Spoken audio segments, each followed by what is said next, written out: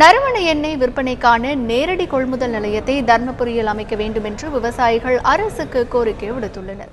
அரூர், பாப்பிரெட்டிப்பட்டி, அன்னசாகரம், மொரப்பூர் போன்ற இடங்களில் நறுமண எண்ணெய் தயாரிக்க பயன்படும் பல்மாரோசா பயிர் சாகுபடி செய்யப்படுகிறது. இந்த பெயரிலிருந்து நறுமண எண்ணெய் பிரித்தெடுக்கும் கொப்பரை நிலையங்களும் அந்த பகுதியில் ஏராளமாக உள்ளன. ஆனால் உற்பத்தி செய்யப்படும் எண்ணெயை இடைத்தரகர்கள் மூலமே விற்பனை செய்வதால் விவசாயிகளுக்கு உரிய விலை கிடைப்பதில்லை என்ற குற்றச்சாட்டு எழுந்துள்ளது.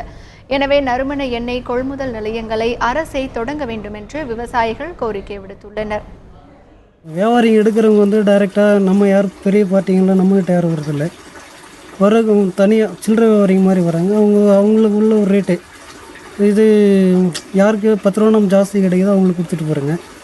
இதே டைரெக்டாக நமக்கு கவர்மெண்ட் மூலிமா ஏதாச்சும் அவங்களே ஒரு கொள்முதல் மாதிரி நிலையம் அமைச்சு இது பண்ணாங்கனாக்கில் எங்களுக்கு ரேட்டு கொடுக்குறதுக்கு இதில் வர லாபத்துக்கும் நல்லாயிருக்கும்.